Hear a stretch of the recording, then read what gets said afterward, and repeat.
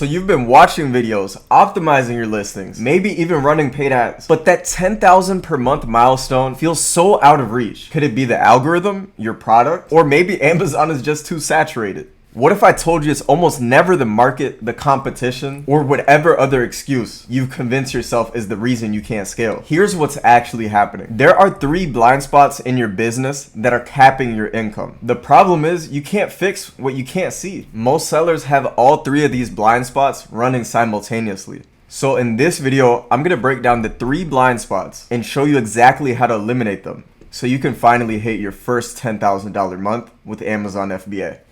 First, let's talk about the addiction that keeps most sellers broke, shiny object syndrome. First things first is picking the business model you want to learn and sticking with it. Most people try for 1 month and then they get hit with an ad for something else, and now they're interested in a completely different business model that seems like it's better or easier. And then they're constantly in this loop of seeing whatever's the next thing and never stick to one thing. So you try one thing for 1 month, then hop on to the next and the next. Understand that no matter what business model you pick, you still have to overcome the dip. Business is volatile, it's up and down, and you have to be able to weather that storm. Switching too early to the next business model that's all of a sudden gonna make you rich, that's exactly what's keeping you broke. Developing a skill takes time. So if you're here right now, you decided you wanna master Amazon FBA. So make sure all of your focus is on mastering the ins and outs of Amazon, not looking at how well everyone else is doing in every other niche. Because 9 times out of 10, the IG is straight lies. Focus on you and your unique path and truly become a master at it. The second blind spot that's limiting your growth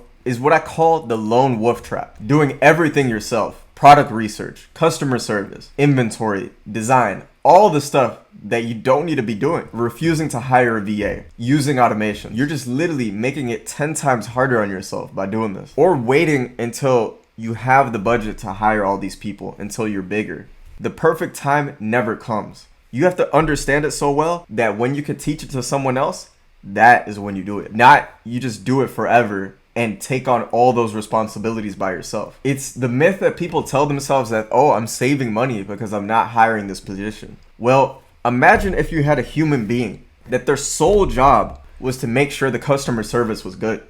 You think you, with the 10% of energy that you allocate to customer service, balancing the hundreds of other things you do, are gonna do it to the same level? That's the only task that this person does? It's not gonna be the same thing. So that's why you wanna hire the best people to run your business so that you could work on the higher leverage things. And honestly, this is how you avoid burnout and random errors from juggling so many different things. I'm saying this because I was in that same exact position. The funniest part is you're ignoring proven systems. So higher level companies are doing it and you're justifying it by saying, oh, my business is different. I'm telling you, the top dogs, they're leveraging automations and teams, because if you have 20 people working on versus just you by yourself, you're gonna get smoked because they're gonna be doing 5 times the output that you can do.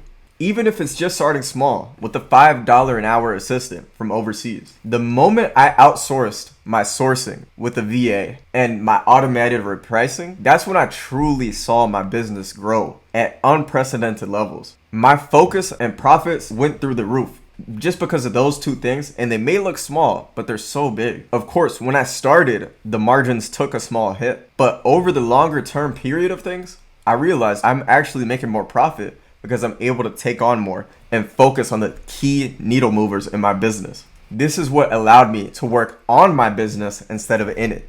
You win by building small teams early, not by being the hardest working 1-person show. You have to treat these things like a business, not a hustle. This is what separates organizations from solo team hustlers. The third and most dangerous blind spot is believing the wrong numbers. There's a huge difference between gross and profit. Everybody in the world loves to talk about revenue and they did X amount per year, but that is not profit. Profit is the only thing you want to be concerned about because that's the only thing that actually touches your bank account. What did you make after all costs? That is what profit means. And that's what you should be focusing on, because $10,000 per month doesn't mean anything if you're bleeding $9,000 in costs. I'm telling you, there's people that literally obsess over these numbers while ignoring profit and cash flow. You see it. Their operations are so sloppy, they're missing hidden expenses like Amazon fees, returns, inventory storage, and software. All these things do add up and eat up at your margin if you're not looking at them. The lack of simple accounting leads to surprise losses and no reinvestment.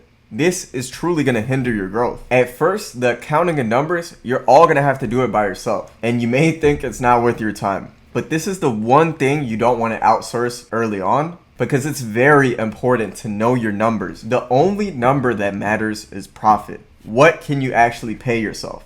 The solution to this is simple. Set up a P&L spreadsheet and track your costs before celebrating sales. We use Sellerboard to automate the process. They're only $20 a month, and since implementing this, I cleaned up my product list, removed some items that were actually losing me money, and focused on the winners to scale my store. I was actually losing $500 a month on a set of items, so I got rid of those and scaled the ones that worked, and my profits literally doubled because of this. I've seen this pattern play out hundreds of times. Smart sellers who understand Amazon FBA, but they're stuck making the same 3 mistakes over and over again. They pick one strategy and abandon it for the next thing. They try to do everything by themselves instead of building systems early. They celebrate revenue numbers while their profit gets eaten alive by expenses. Most sellers will watch this video, nod their heads, then go right back to the behaviors that are keeping them stuck. They'll convince themselves that they just need one more course, one more game-changing strategy, or 6 more months of figuring it out solo. And in 12 months, they'll be wondering why everyone else seems to be scaling while they're stuck in the same place. But you know what separates the sellers who are consistently making 20 to 50K, even 100 grand per month profit? They don't just consume information. They eliminate the blind spots that are capping their income. The question is, are you going to keep operating with these blind spots? Or are you finally ready to see what's actually possible when you get out your own way?